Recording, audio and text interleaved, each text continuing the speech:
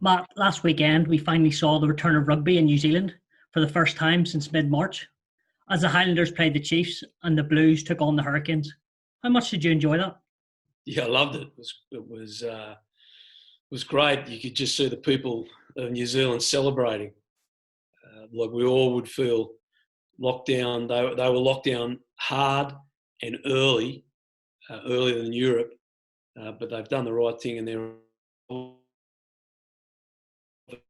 So, Prime Minister Jacinta Ardern announced that during there was no social distancing required. That had gone right to the top of the scale of getting life back to where it was, and they turned up with their face painted and their flags, and the boys turned up with hair dyed and all different sort of things. And they, as always with New Zealand, it was great rugby, and you could just see a joy and a celebration about the way they were playing. It was really good fun. Yeah.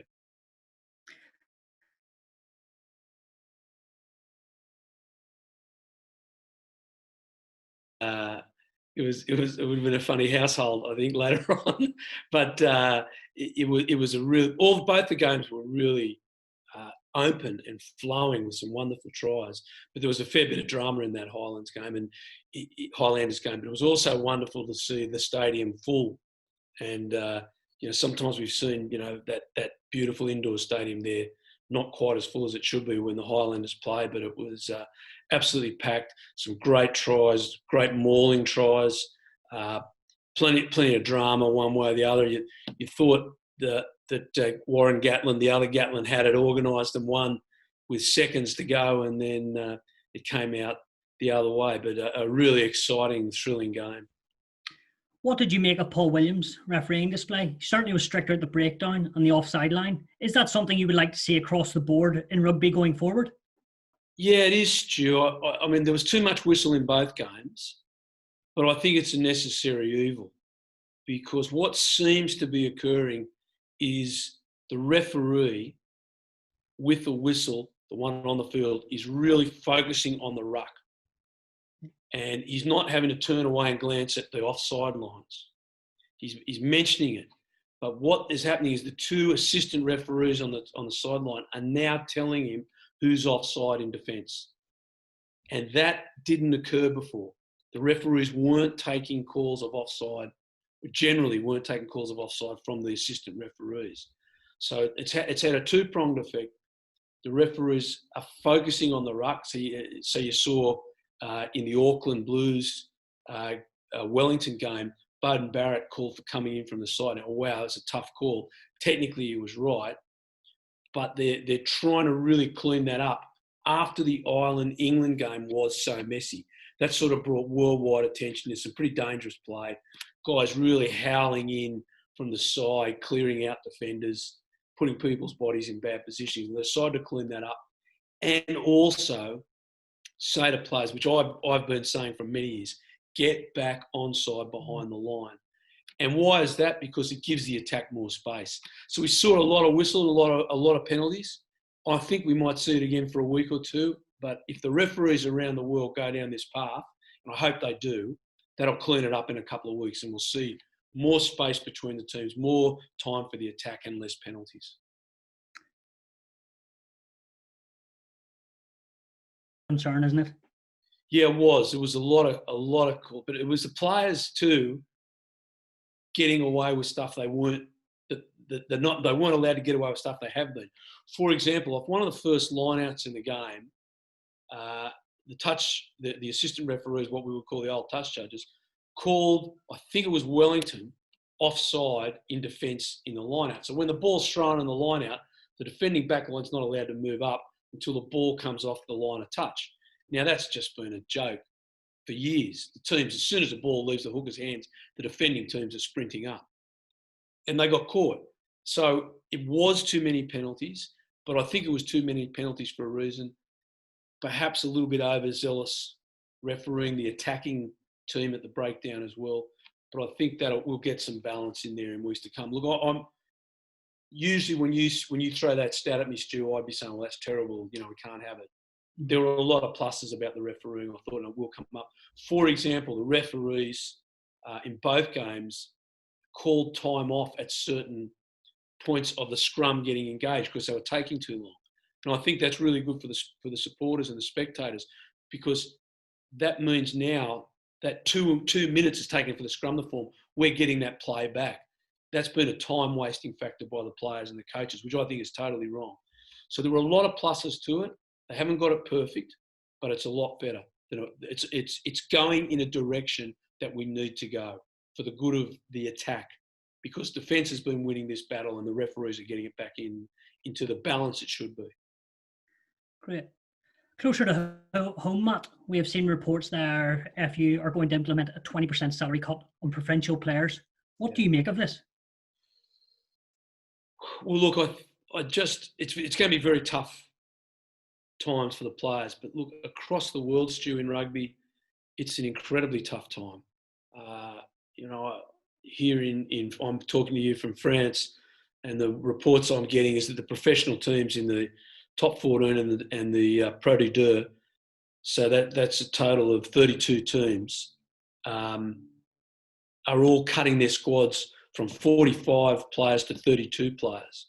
Now, whether that's right across the board, I can't guarantee that that's factual, but let's just assume it's close to it. That's 200 guys out of jobs. So many backroom staff are being cut down in Australia and New Zealand. Staff are taking, they've sacked 80, 90% of their staff, and other pieces of the organisation have taken 60% pay decreases. Certainly in Australia, the players have taken a very big haircut on their wages. I don't think there's any doubt the players will have to take a reduction in their wages, like everyone around the globe has. And that's unfortunate for this generation of players, because you don't get to play your whole life. It's only for a few years. But there's a reality that there's more money going out than in. Irish rugby has been protected from much of this over the years because it's just in such a great financial state compared to other parts of the world. And the players have been protected. Like, I worked for the Waratahs and they went bankrupt the year after, or 2 years after I left. They'd been going bankrupt for 7 or 8 years. And, every staff member except for 3 lost their jobs. You're in a very volatile industry, but it's a very bad time to be in sport across the globe.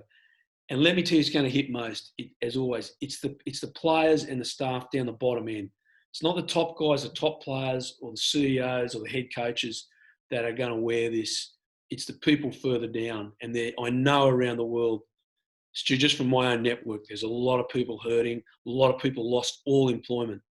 So if the players in Ireland have to take a percentage cut, so be it. I think they will, and that's going to be for the good of the game. Obviously, they'll negotiate as best they can, but I can't see it being avoided. Just simple business mathematics, and they're part of a business and part of an industry that's been smashed. Rugby Players Ireland aren't happy this has gone public. Do you think they have got this one wrong? Look, the relationship between the Players Association and the IRFU was very good. So it's a shame that if this has got out the way it has on a 20% discussion before it got to the Players Union, that's very regrettable. We're seeing that in Australia in the cricket. There's huge antagonism between management and unions, and you don't need that. On the other hand, in Australian Rugby League, the players accepted their cuts straight off, which was 3 months. They just said, understood they weren't going to get paid for 3 months, and they're back playing on reduced wages. I think the Players Association has to fight as hard as it can for the players, and that's the way it should be. And the players need protection, and they need a strong association representing, and I'm all in favour of that. But I think at the end of the day, there is going to be a cut to the players' wages. How much and how that's distributed will be up to the negotiations. I hope the guys down the bottom end of the scale that are earning the least don't get hit the same as the guys at the top end of the scale earning a lot. There has to be some proportion in that, and younger players, younger careers need to be protected. But again, there is going to be a haircut. It's inevitable. Are you worried about professional rugby going forward? Yes, Stu, I am. I think it will go forward. I said in my articles in the Irish Times, the first year of professional rugby is over. That's finished. So what I started in 1996, the first professional game was the Waratahs against Transvaal, and I was an assistant coach in 1996. That was the first ever professional game of rugby. The model that was set up from that is over, especially the model of the English and French clubs. That's finished. There has to be another model going forward. World Rugby deserves a bit of credit here in their desire to put together a new calendar, new global calendar, because unless we can globalise the rights of the game and we globalise its viewing audience, we won't be making anywhere near enough money to sustain the sport at the levels we knew it. I don't think there's any doubt that the sport going forward in the next 12 months will be generating a lot less money and be paying out a lot less money than it did before the virus hit the world. And it's how you go forward. But I do think it's a very good time to press a reset button. Now, for people that don't know, World Rugby just had an election for the chairman, and that was against Gus Pichot from Argentina and Bill Beaumont from England. And a lot of people wanted Pichot in because they wanted it to change. They wanted this global calendar. And Bill Beaumont won. Now, Bill's a great guy, great human being, nothing against the man's character. But I doubted he could get this through because the English and the French clubs don't want it. Now, they've just had a series of negotiations, and again, of course, it's the English and French clubs that don't want it. But what could swing this is the players' associations, where they're getting out, and they've got to say to the unions, the players are playing too many games. Now, Irish players are very well protected, but players in France and England are not protected. They play too many games and their bodies take a huge beating, and that needs to change. The way to do that is for all the world to start playing on the same calendar, and that's going to be along the lines of the English Rugby League, which they call Super League. They switched from the calendar we are now to an annual calendar. So they start in about January and finish in about October, give or take a bit. It might be February and so on moving through. And there are set windows for internationals and set windows for club competitions. And the rights are worldwide rights. Now, rugby league is a much, much smaller market than rugby. But that's the model they're trying to get into. Do you want to play in the muck and the wet and the horrors of the Northern Hemisphere? Do kids want to play in that? No. Can they play better rugby if it's in better conditions? Yes, they can. Will it mean some night games? Will it mean a change? Yeah, it's a change. And change is really, really hard, especially in rugby, mate. Rugby hates change. You don't have to tell me that. I've been trying to change it for 20 years. And I've got the things I've changed, I can tell you on one hand. It's just the most conservative of groups. But the thing that's really doing the talking here is money. And unless rugby realises that we need to, our strength is we're a global sport, second biggest sport in the world to football. And if we can harness that globe, and America, which is a massive untapped market that has more rugby teams than any country in the world, we start harnessing the sport on a global scale and stop forgetting about England and French domestic club competitions, then we've got a big future. But if we don't, well, I think we're in a lot of trouble. I know right now there are a lot of clubs that are close to bankruptcy. There has to be something done pretty quickly or they're going to fall over. So what is the biggest change you would like to see in the international calendar? It's a really complex thing that we're putting across here, Stu, and you've got these great traditions like the Six Nations, which should remain. But all those top 10 teams need to play each other each year. And within that, our club competition, so the Heineken Cup, top 14, that has to align with Super Rugby so that we've got this global product to present to the world. And it's something that non-rugby people can get their heads around. When you're steeped in the game like you and I, when you grew up with it, you understand all these things.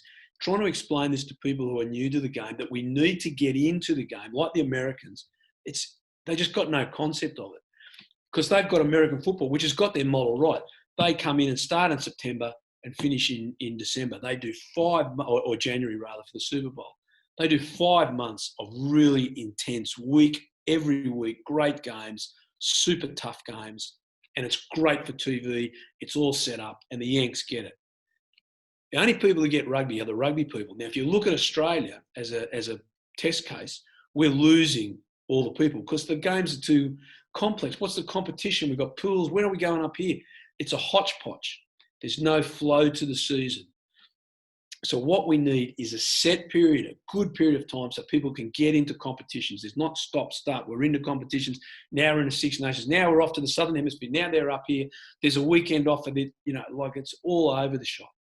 It's got to come into a much more flowing, easy to understand and sell to non-rugby people product, because that's where we're going to get the buck. If we just stick with our rugby people, we're all going to go bankrupt. That's the big change, Stu. Now that means big organisations like the French and the English clubs, and to a lesser degree, the system that Ireland's in, having to change, having to say we might have to play at a different time of year. Now for the players, it'll be great because in Ireland playing in that time of year is beautiful. It'll be nice and cool the evenings. You have beautiful pitches, great crowds, balmy evenings. It'll be wonderful. Down the south of France, it's going to be a bit harder because it's going to be 35 degrees. Now, the other side of that is that's what we do in the south. The Super Rugby competition starts in January. And now I've been there, it's bloody hot. But that's what you've got to do to sell your product. And that's the whole point of it. We're in an industry that's about selling. And right now we're not selling. Great. Looks like if everything goes to plan, rugby matches in Ireland will return in August with Interpros. That would be great, wouldn't it? Fantastic, mate. I see Ireland's got a great opportunity here. If you just compare it to New Zealand, roughly the same population, an island isolated away from some mainlands. What has New Zealand done right? They've created a safe environment for their players, and that's allowed the games to go ahead. And you've seen how the public responds. Now, Australia is very similar. It's a little bit behind New Zealand, but in that in the pandemic that was raging, rugby league in Australia created a safe environment, and they've been back playing to empty houses for 2 weeks. This weekend, they're allowing a few thousand into some of the games in Queensland, and then that will move forward and more numbers will come in. So the IRFU have a great template to go and copy. You don't need to make this up and think, what have we got to do? Just copy what the New Zealanders and the Australians have done to get their games back on the field. And they can do that. They could even invite in teams like Australia has done with the New Zealand Warriors in the Rugby League to come and say, let's live here for 6 weeks and play a number of games. They could invite in international teams. There's a whole lot of ways they could go about finishing off the season or making money or getting games in, because Ireland can control its environments. Much harder here in mainland Europe with borders and people coming and going and the population of 65 million, 60 million. When you've got a country with a relatively small population like Ireland and you've got control of your environment, you can do a lot with it. And I'm certain they can get back and play the Interpros.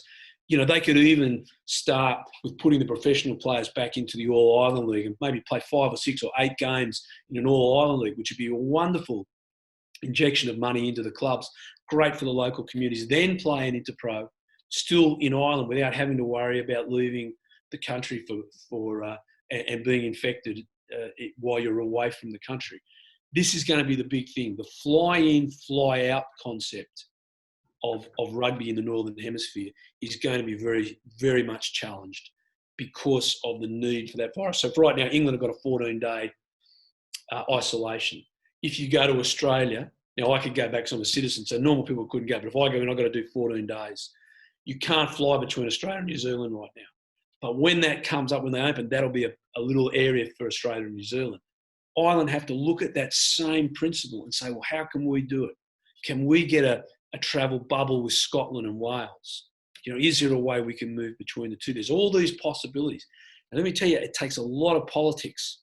It doesn't take a lot of rugby. It takes the politics and the medical guys to really fight hard to get it. So they get these free zones where the players are tested regularly. They get their temperature taken all the time. You can't go and mix in with the general public. Food is supplied. There's all these things that rugby and rugby league has had to do in New Zealand and Australia. but it has done it. It's been successful, and they're playing, and they're making money. They're bringing it in for the game. So there's a whole lot of opportunities there for Ireland. They could jump all over. Matt, starting tomorrow on Virgin Media 2 and then across the weekend on Virgin Media Sport, you can see some Leinster classics in the Heineken Cup. Yeah. Starting with 2009, we saw a changing of the guard when Leinster beat Munster at Croke Park. Where did you watch the match that day, and what do you remember from it? Oh, wow. I remember a lot about that game. I was still coaching Ulster at that time, Stewie, so I was up north, but the phone was running hot with a few of the ex-players, Victor Costello and Reggie Corrigan, and we were all in full contact, and some of the old staff members, because things were pretty hot then. People sort of forget the time. Leinster had been given a huge amount of stick in the media. Michael Checker was under huge pressure. If he had lost that day, he was sacked. I mean, how crazy is that? That's just stupidity, but that's the way it was. If Munster beat Leinster, he loses his job. Instead, they go on to win the Heineken Cup. And, mate, there was a lot of bad blood between the two clubs. So, that's just got to be acknowledged. And it was more than bad blood. It was running very, very deep. And that went back to my time there in 2001 when we beat Munster Leinster beat Munster with a man down in the first final of the Celtic League. And while that didn't mean much to the public, amongst the players it was big. And there was a lot of banter about it because Leinster were a player down and Munster were traditionally the brave, and we got up over them. And Ronan O'Gara said to me the other week that was a big catalyst in Munster's driving forward. But all these things sort of simmered up to that day, and the venue, it was Croker. That was a special place in Irish hearts, and there was a whole lot of things there about, courage and national unity, and a whole lot of things of Irishness about it. And it made that day, and it made Leinster stood up that day and dominated, and they've dominated pretty much ever since. There's been an odd game, but they've got the psychological and physical advantage ever since that day. And it was a pretty epic day, because there's also another little story that not many people know about. Was Johnny Sexton was behind Felipe Konoponi at the time, and I was trying to sign him to Ulster. Now, we were in early stages, and I said to Johnny and his agent, "Come up to Ulster, I'll play every day. Because he couldn't get a run for Leinster. He was only getting the odd game behind Felipe, and I was in not hot negotiation, but I was after him, And I knew his agent. We were chatting away, and I remember watching it, and Felipe hurt his knee very badly. It was terrible because Felipe's a great guy, and not that you'd want any harm with him. And Johnny walked on. I think there'd just been a try scored, and there was a kick. There was a bit of debate who's going to take the kick when we kick for the corner. And Sexton, I remember him as clear as day, just sort of shaking the finger, saying, "Hang on, I'm on the field. I'm kicking the goal. Give me the ball." Puts it down, kicks it straight over the black dot. And I remember thinking, I'm not going to get him. He's just stood up. He's shown what a great player I knew he was going to be. And it was a cracking day. It was a cracking day for Leinster, for the club, and for the community, because Reggie Corrigan had come out and written an article. It was a fair article, calling people that lived in Leinster and supported Munster Leinsters. That they only wanted to be with winners. They weren't really supporting the province. They were supporting winners, and Munster were winners. So instead of wearing the blue of where they were born and bred, they were wearing red. And Reggie had a real dig at it. And we experienced that a lot in my time there. Like, we won in Claremont, in a 35,000-seater stadium. I'd say there was 30 people there from Leinster, and they were the family of the players and a few of our Alakadoos. So Leinster had, really had come a long way in trying to prove itself. And that was the final day. There'd been a lot of boxing. They won a few rounds, but that was the knockout punch. That was the day that they really put one right on Munster's chin. They then went and beat Leicester in and won their first European final. A massive day for the club, wasn't it? Yeah, I couldn't watch it. I had to wait till they won. I couldn't watch it. I remember I couldn't watch them lose because I thought it might have been Brian and all the boys I coached. I thought it might have been their last shot at it. And a number of the guys had retired. And, what did I know? They went and won 3 more in Brian's time. And I watched the replay after I knew they won. And, that was that was a different game. It was more of a relief, I think, than a celebration. I think the celebration started later, but there was much more relief around, that finally they've got this 1-1 and proved to the world what everyone in the club knew, because Leinster copped so much criticism over the years that wasn't justified. Some of it was, but not. They were just the soft targets, and that shut everyone up. And for one, and the old story: once you win one, you can win plenty, and that's what they continue to do.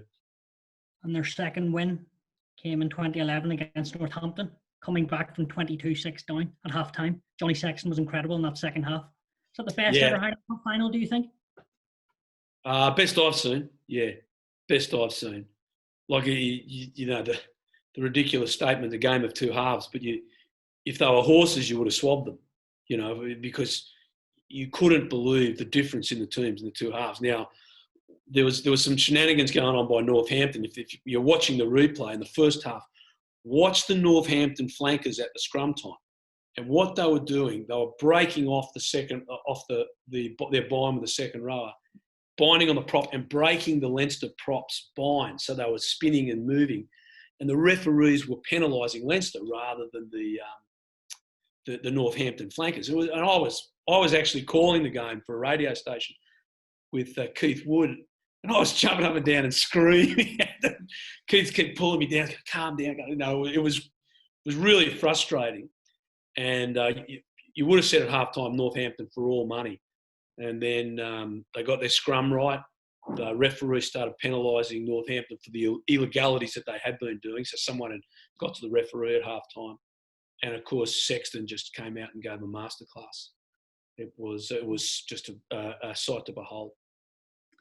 Their third title came at Twickenham in an All-Ireland final as they beat Ulster 42. That's hard for you to say, Stewie.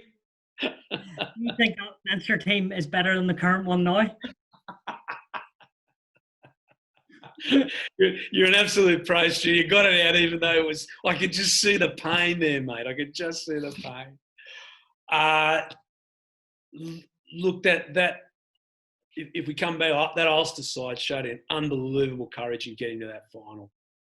I was worried, having coached both sides and only coached Ulster recently. I knew they were capable of making that final that year, and they did a great job. But I was very worried for them going into the final. I felt sorry for Ulster because the score didn't reflect their year and didn't reflect their courage.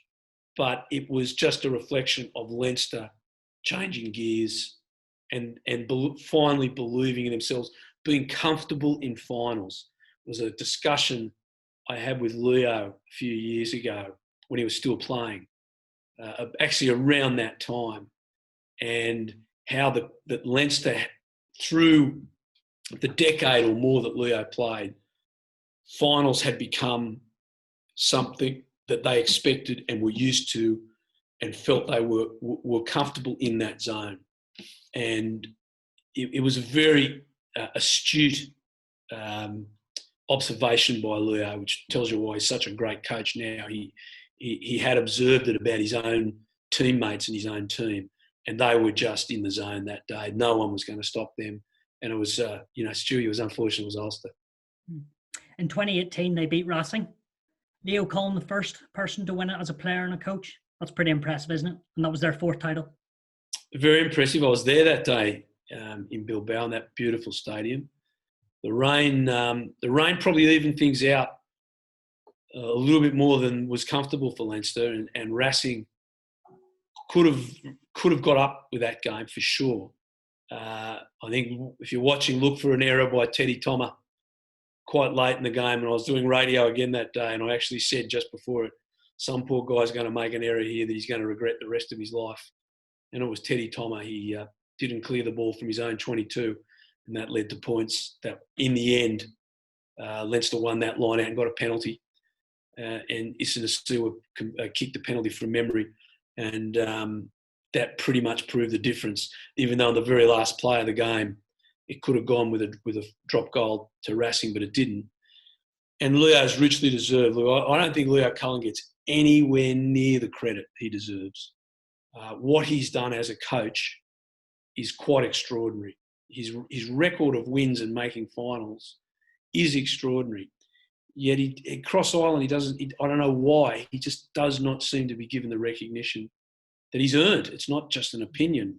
If you look at the titles he has won at club level, it's far and above anyone else. Now, if maybe it's an Irish thing because we've got Mark McCall's at Saracens, you've got Jeremy Davidson over in France doing a great job at Bruges. You've got Ron O'Gara's just started at La Rochelle, but we've got an Irishman running the best club in the world, and I've got to say that Leinster currently are the best club in the world, along with the Canterbury Crusaders, because they're putting out each week 20 of the 23 players that are winning the cup finals are born and bred in the province.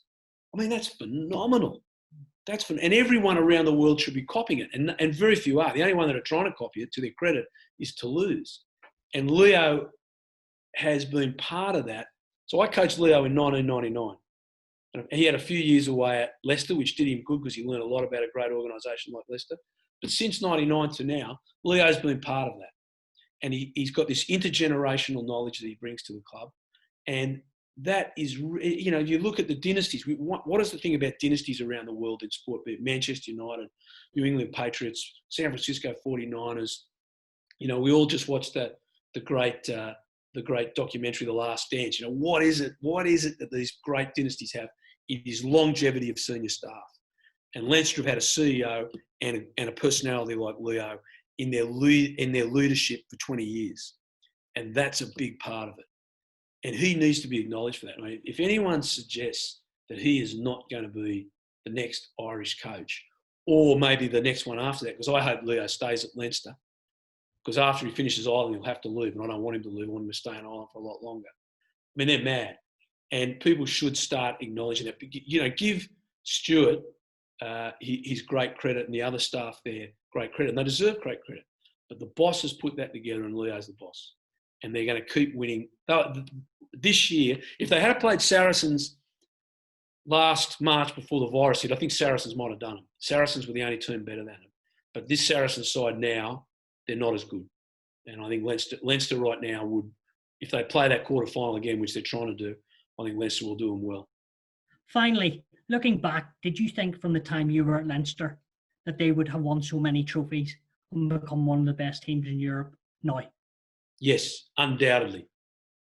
And I predicted it. And the only thing that is wrong is they haven't won more.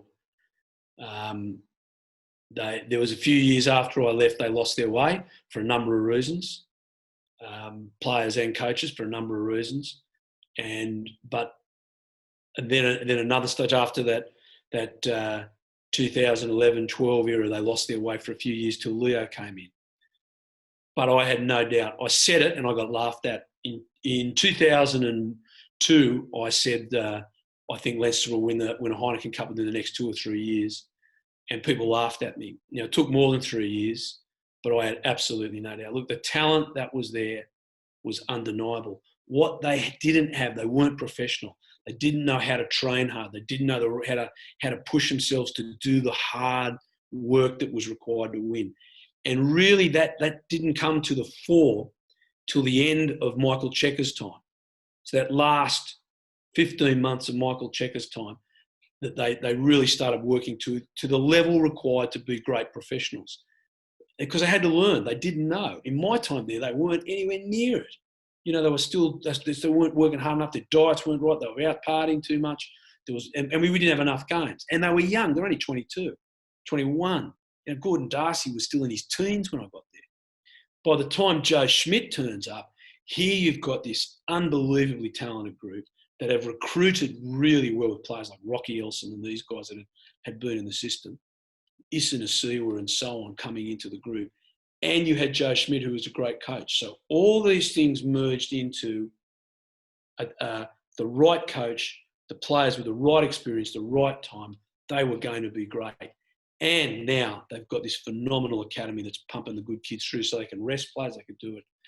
mate, I had zero doubts after 2001 that this you couldn't guarantee it, but this could be one of the great clubs of Europe. And I left, so I don't deserve any credit. I'm not saying that to take any credit.